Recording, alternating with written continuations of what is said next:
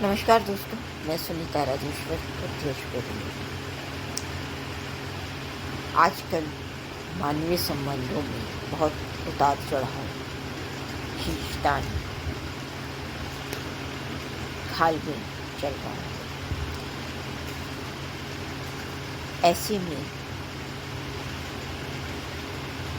क्या जो ऐसा इस तरह की कर रहे हैं, जैसे अभी एक सुनने में आया कि एक सास अपनी होने वाली जवाई के साथ चली गई। ऐसे ही और भी बहुत सारे किस्से इधर उधर से सुनने में भी आते हैं, पढ़ने को भी मिलते हैं। पर क्या उसके बाद की स्थिति हम देख पाए हैं? ये सुर्खियाँ तो बहुत बटोर ली जाती हैं कि ऐसा हुआ वैसा हुआ, फिर क्या साल 2 साल बाद उन लोगों के साथ क्या हुआ, यह जानने की कभी कोशिश करते हैं?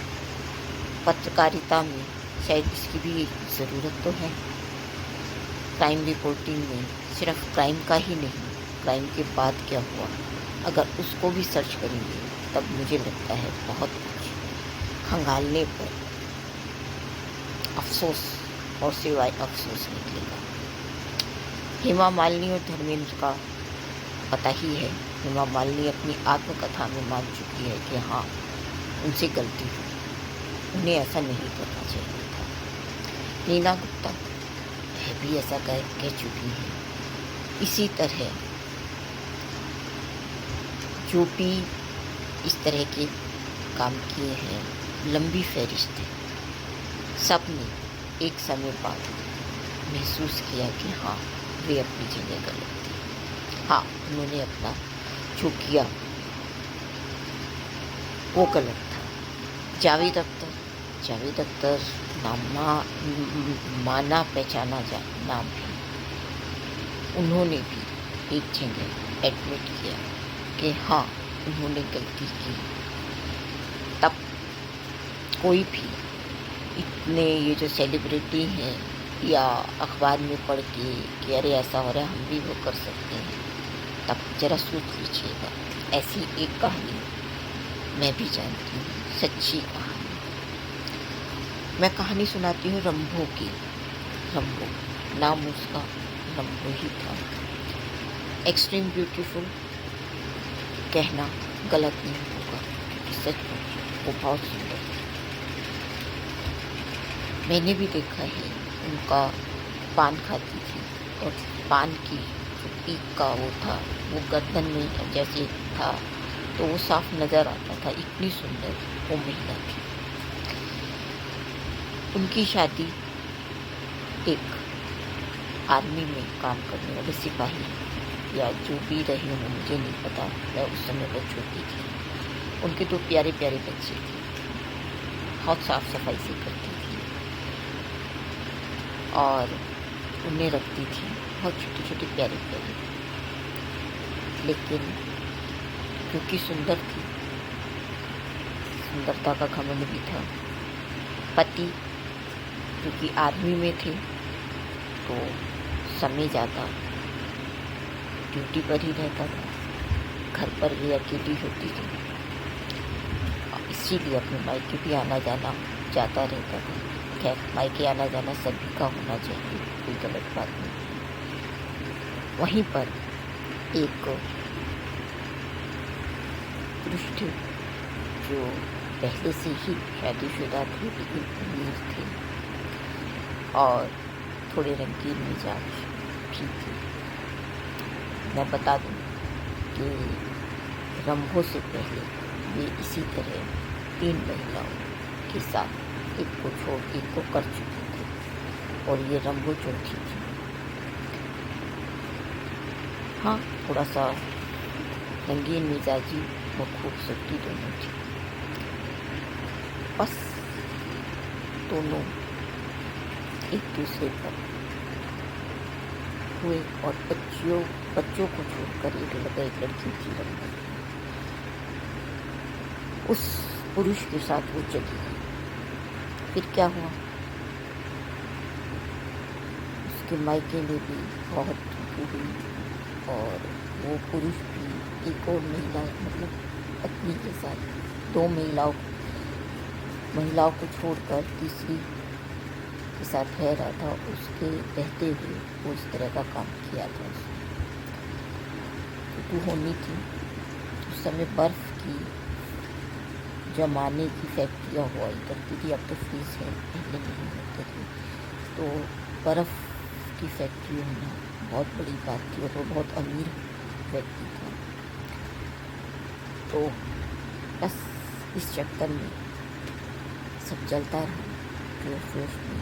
वहाँ भी रंबो के 2 से 3 बच्चे और हो गए, लेकिन ये जो पीछे छूटे इनका क्या हुआ?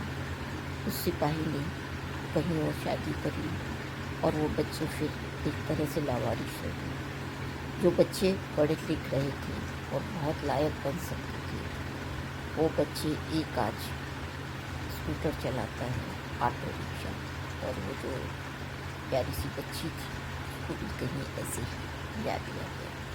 बस जैसे तैसे दिन कट गया और रंभू अब मर चुकी है, लेकिन अपने आखिरी दिन मेरे सामने उसने माना कि हाँ उसी गलती। लेकिन क्या सिर्फ मान लेना काफ़ी होता है? क्या उसे अपने बच्चों का ध्यान नहीं होना चाहिए था? क्या अपने पति का ध्यान नहीं होना चाहिए था? ऐसे क्या उस पुरुष ने भी बाद में माना कि हाँ इस तरह से करना गलत है। लेकिन पुरुष होता है, सिर्फ ऐसी फॉर्मेलिटी पर उस पुरुष ने कितनी गंदगी समाज में फैलाई, ये देखने वाली बात है। और ऐसे पुरुष कहने पे भी लानत है और ऐसी महिला कहने पर भी लानत। दोनों ने गलती तो मानी और फिर क्योंकि समय के साथ फैक्ट्री भी बंद हो गई और पैसों की भी दिक्कत आने लगी। क्या तो वे काफ़ी अच्छे घर-बार से था, क्या किराए के मकान शिफ्ट होकर उनकी डेथ और उस महिला की जो सिर्फ पैसे के लिए, रंगीन मिजाजी के लिए इधर से उधर चली गई थी और वो पुरुष से सुंदरता के लिए इधर से उधर भटक रहा था। दोनों का ही बुरा हाल हुआ, लेकिन इससे भी बुरा हाल आज भी उन बच्चों का है जो उस आदमी और महिला की जिम्मेदारी थी, लेकिन उन्होंने नहीं समझी कि समाज के प्रति भी अपनी एक जिम्मेदारी है, परिवार के प्रति भी एक जिम्मेदारी है। ये जितने भी अभी ये इस तरह के केसेस आ रहे हैं, कुछ दिन बाद आप टटोल कर देखिए, वहाँ पर कुछ ना कुछ इसी तरह के किस्से कहानियाँ बनेंगी। हेमा मालिनी तो फेमस है, उसने तो खुद अपनी ज़ुबान से कहा है। जावेद अख्तर भी फेमस है, उन्होंने भी अपनी ज़ुबान से कहा है। और ऐसे ही नीना गुप्ता भी फेमस है, उन्होंने भी अपनी ज़ुबान से कहा है। तो फिर अब समझिए कि आम इंसान कहाँ छूटे हैं। तब ज़रूरी है अपनी मर्यादा, अपनी जिम्मेदारी समझना। अधिकार और कर्तव्य के साथ स्वच्छंदता नहीं, स्वतंत्रता जरूरी है। और अगर आप स्वतंत्रता के साथ अधिकार और कर्तव्यों की रक्षा करते हैं, तभी आप परिवार और पूरे विश्व को कुछ श्रेष्ठ दे पाते हैं, क्योंकि परिवार संपूर्ण विश्व की सबसे छोटी इकाई है। इसलिए इन सब चीज़ों को समझिए और कुछ भी ऐसा या वैसा कदम उठाने से पहले 1000 करोड़ बार सोचिए, बार बार सोचिए और सिर्फ सोचिए, अपने आप को समय दीजिए कि क्या सही है क्या गलत। कई बार हो सकता है आपको फाइनेंशियली दिक्कत हो और आप उधर लालच में तलाश में।